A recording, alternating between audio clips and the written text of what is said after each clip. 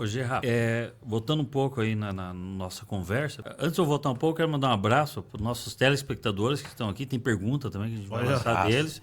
Tá? Um abraço a todos que estão nos ouvindo. Estou lendo tudo que vocês estão escrevendo e daqui um pouco eu chego nas perguntas de vocês. Tá bom aqui, pô. Gerard, você falou que o pessoal chegou ali em Paranaguá buscando ouro, tinha ouro ali e é óbvio que eles falaram, tem ouro aqui embaixo, tem ouro lá em cima. Vamos subir. Começaram a subir. Eu ouvi uma história uma vez, que existe algum lugar aqui em Curitiba, uma igreja, não sei o quê, não tenho certeza, mas que tem um túnel secreto que vai lá para a serra. Existe isso? Não, possivelmente não. Até porque imagina, se até hoje não consegue fazer metrô, imagina se vão fazer túnel naquela época. Mas aí foram feitos. Havia, sim, túneis em Curitiba. Tem história, pronto, que não é uma mentira, que é o Pirata Zumiro.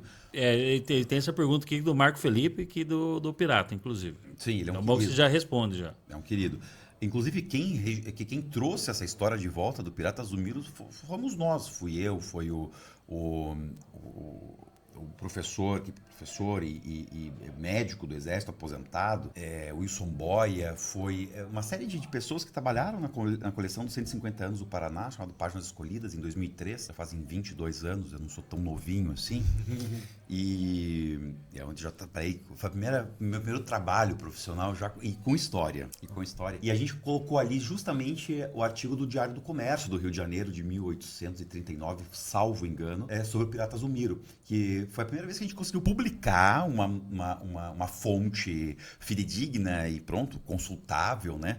Atestando que o Pirata Zumiro existiu de verdade, era inglês. Então, pronto, o Pirata Zumiro ele fazia sim túneis. Muitos desses túneis terminavam onde hoje é a Praça João Cândido, ali, ali lá no Alto do São Francisco, muito próximo do que hoje é aquele Belvedere, onde hoje é a sede da Academia Paranaense de Letras, não é? E com certeza as casas, toda aquela região ali da Baviera, aquele sul da Alemanha, os bucovinos, todos esses povos que vieram e que fazem parte do tecido social do Paraná e de Curitiba, eles têm uma série de formas de construção, e os alemães trouxeram a solidificação para a nossa arte de construção, né? Não existia casa alvenaria antes, praticamente, dos alemães aqui, tá?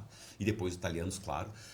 E eles tinham essa interligação entre as casas, tá? Então, por isso, o Clube Concórdia, ele tem um túnel, e aí os nazistas, não. Quando aquela gente criou lá o Teuto Brasilianischen Turnverein, naquela região do lado da igreja protestante, etc., ali na 13 de maio, etc., não existia nazismo ainda. Né?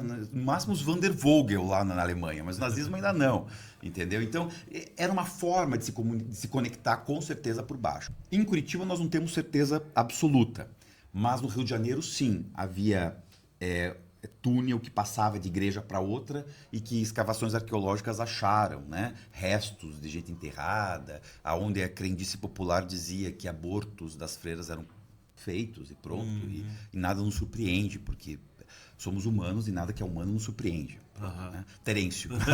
Né? É isso. Eu achei que tinha um túnel mesmo que a galera falou que tinha no centro. Tem, e sempre vão achar. Há quem diga o professor, o doutor Lauro Grey Filho, que foi presidente da Cruz Vermelha Brasileira, foi presidente da Câmara Municipal de Rio Negro, sujeito batuta, gente boa ele. Uma alma muito, muito bacana. Morreu com 100 e tantos anos. Lauro Grey Filho. Conheci. Conheceu o doutor Lauro? Morreu com 100 e tantos. Otorrino, né? Olha, não sei a especialidade dele. Ele era otorrino. Pronto, foi nosso amigo e pronto. Era um politicão, queridão, né? Conheci pessoalmente. Ele me disse que muito dessas galerias de águas pluviais na região central de Curitiba era reaproveitamento de antigas passagens. E depois, também tive uma confirmação muito parecida com isso com antigos engenheiros da prefeitura que trabalharam nisso, como hoje o nome do prolongamento da Getúlio Vargas, Dario Lopes dos Santos, né, que foi um engenheiro que serviu 42 prefeitos. Inclusive o próprio cunhado dele, que foi o prefeito Hernando Santiago de Oliveira, ele serviu. e que atestam que muitas das galerias que foram depois da urbanização de Curitiba, a partir dos anos 20, 30 e 40, né, quando Luiz Xavier e outros fizeram grandes aditamentos na cidade, aproveitaram antigos túneis e antigas passagens nessa região central, que hoje é passagem de água pluvial da cidade. Então, muitos bueiros de Curitiba hoje certamente são conectados com antigas passagens. Nós não temos, e hoje não dá mais para fazer um estudo acurado desses sítios e desses campos que são de fato arqueológicos, que pronto, a cidade e hoje o que nós chamamos de centro de Curitiba é um grande campo a ser explorado ainda, porque foi, obviamente, já modificado com as N intervenções que tem ali. Só que sabendo hoje a forma como os nossos indígenas moravam, nessas taquiquevas, nessas tindiqueras, nesses buracos que eram grandes círculos no chão, cobertos por taipa, né? Nós podemos imaginar que eles também tinham, vocês conseguiam, por favor, né, fazer uma casa, cozinhar, dormir, casar, reproduzir, criar, povoar, né, e depois conseguir extrair os frutos da terra, caçar, etc. Obviamente, eles também podiam ter se comunicado entre eles debaixo da terra. Né?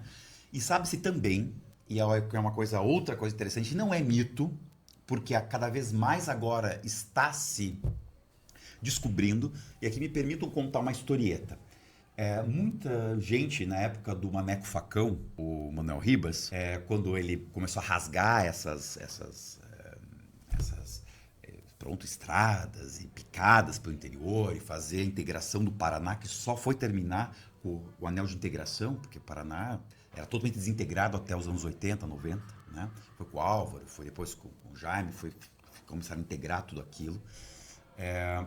Dizia-se muito de histórias dos homens que trabalhavam nas obras, dos caboclos locais, até da gente indígena, que descobriam animais petrificados, estátuas de animais e coisas estranhas.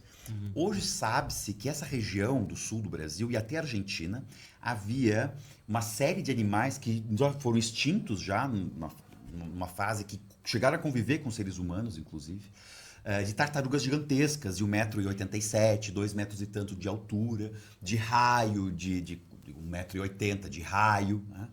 Inclusive em 2021, um argentino estava numa mina d'água e essa mina desabou e ele descobriu uma família desses animais que estavam conservados no lodo.